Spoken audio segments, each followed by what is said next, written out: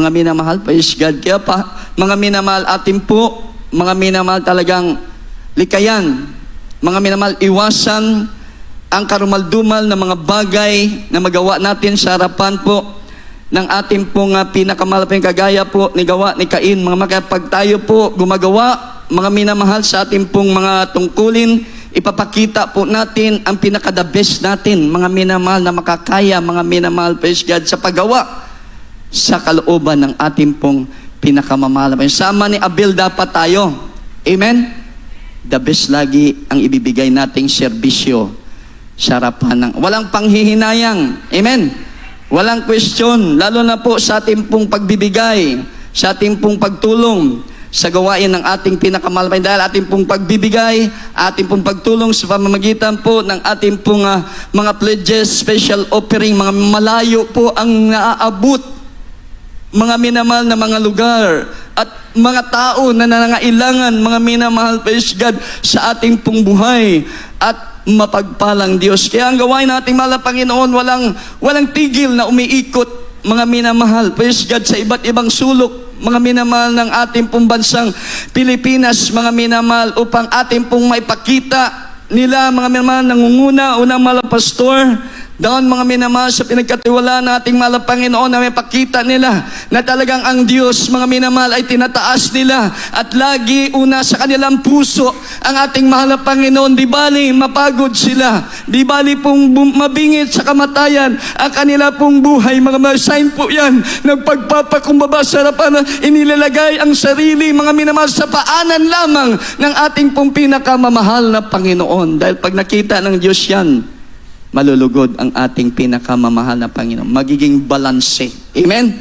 Mga minamahal, ang ating pong buhay, ang ating pong ginagawa sa harapan po ng ating pong pinakamamahal na Panginoon. Yung buhay na palakpak para po sa ating pong pinakamamahal na Panginoon. Kasi lalo na sa panahon ngayon, mga minamahal, dumadami po ang mga kapatiran sa ibang outreaches, outstation.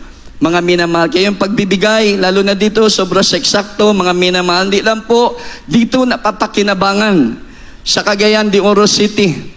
Mga minamahal, napapakinabangan din po ang inyong pagbibigay sa iba't ibang lugar ng Mindanao Outreaches Outstation, pinapatayo ng chapel, mga minamahal, praise God, at sinusuplayan ng lahat ng pangangailangan, mga minamahal, instrumento, mga minamaging po sasakyan, mga mahal, para yung mga kapatiran lagi pong makadalo sa gawain ng ating pong pinakamalapit.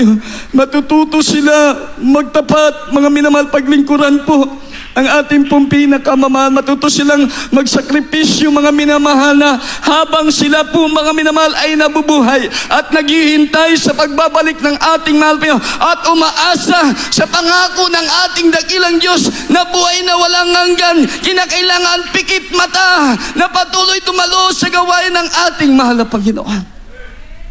Everybody shout, praise the Lord. Everybody shout, hallelujah. Dahil dyan din po nila makikita, papapakita sa ating pinakamahal na Panginoon na lagi priority ng kanilang puso ang ating pong pinakamamahal na Panginoon. Amen po ba? Pag nakita ng Diyos na lagi pong dumadalo ang mga kapatiran, mga minamahal, praise God, talagang malulugod po ang ating pong pinakamamahal na Panginoon. Amen po ba? Mga minamahal, dahil diyan po pupurihin natin ang ating pong pinakamahal na Panginoon, luluwalhatiin natin ang banal na pangalan ng pinakamamahal na Panginoon. Maitataas natin, mga minamahal, ang kaluwalhatian ng Diyos na ating pong nakilala at napaglingkuran sa banal na misteryong ito. Hindi tayo ang matataas. Amen? Kundi lagi sa ating pagsamba, laging maitataas ang ating buhay at mapagpalang Diyos. Everybody shout, praise the Lord. Everybody shout, hallelujah. Praise God. Lalo na sa ngayon, panahon, babalik, malapit na, mga minamahal.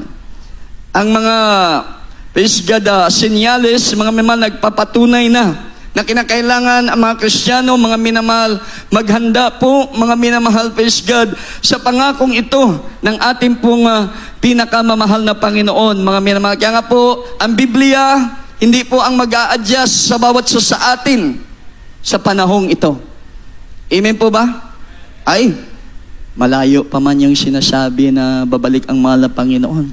Ay, hindi pa naman ako naaabot sa paggawa ng karumal-dumal. Hindi pa man ako naka-absent ng Miyerkules, Biyernes, Domingo. Miyerkules pa lang naman.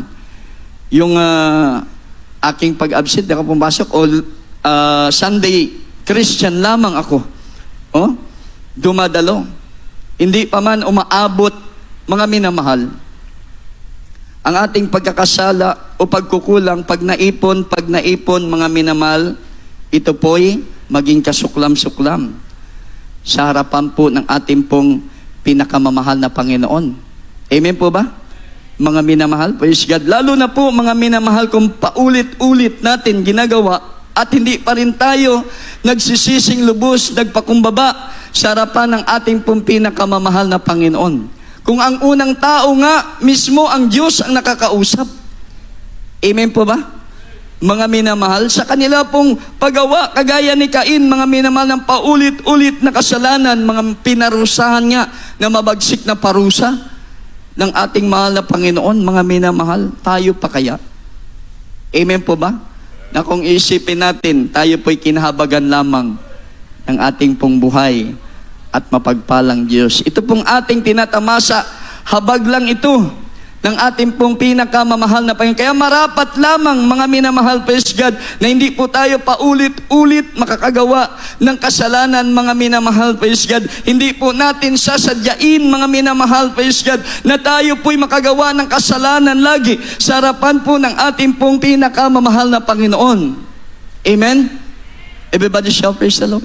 Kasi pagka sinasadya mo na rin, sige, Sunday lang ako lagi. Sinasadya mo na rin, mga minamahal. Sabi ng Biblia, wala nang hain pa sa pagsisisi. Amen? Mga minamahal, basahin po natin ang banal na kasulatan sa Hebreo, chapter 10, verse 26 and 27 po. Praise the Lord.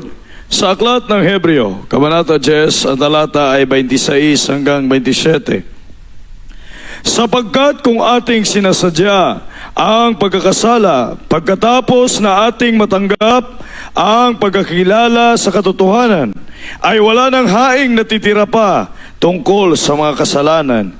27, kundi isang kakilakilabot na paghihintay sa paghuhukom at isang kabangisa ng apoy na lalamon sa mga kaaway. Amen. Praise the Lord. Palakpakan po natin ang ating pong pinakamahal na Panginoon. Everybody shout, praise the Lord.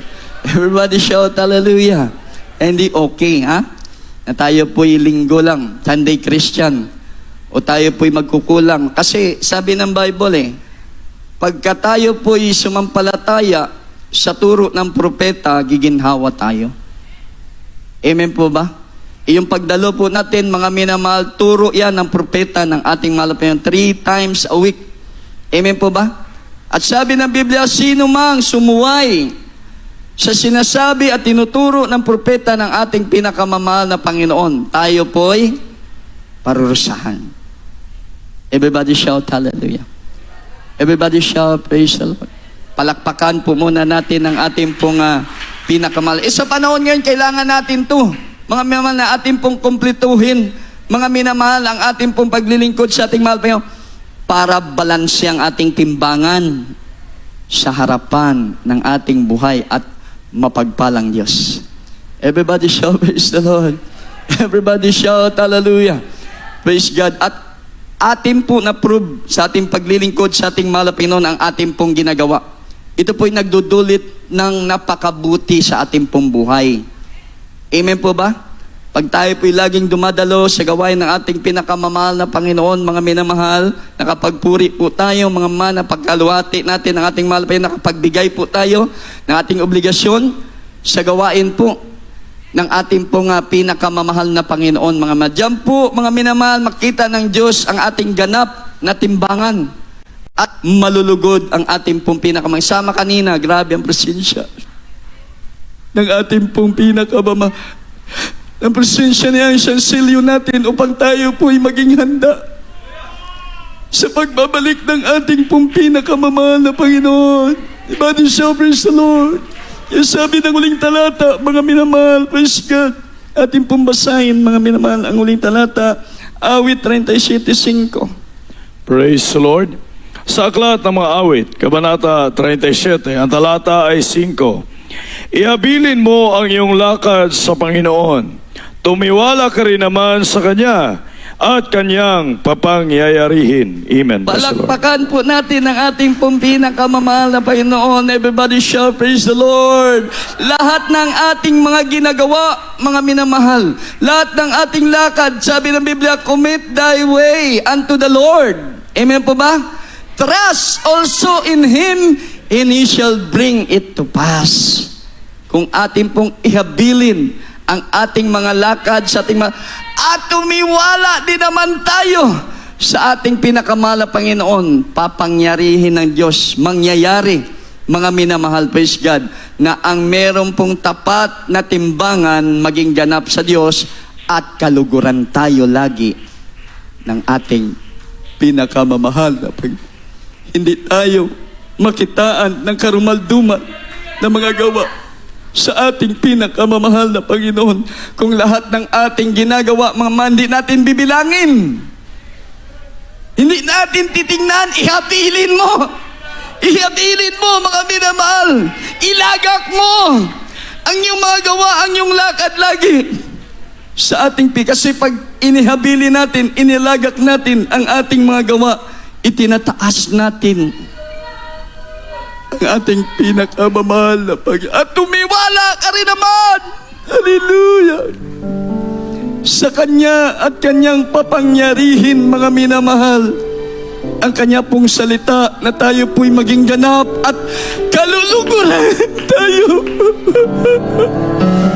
Pag nalugod ang Diyos at ganap tayo, mga minamahal, lubos tayong pagpalain ng ating pinakamamahal. Lahat ng sakripisyo natin, lahat ng binibigay natin sa gawain ng ating higit pang ibabalik ang ating po pinakamahal na Panginoon. Bakit ang Diyos natin hindi Diyos na patay? Totoong Diyos, buhay, tapat sa Kanyang mga salita. Singgit, hallelujah, praise the Lord.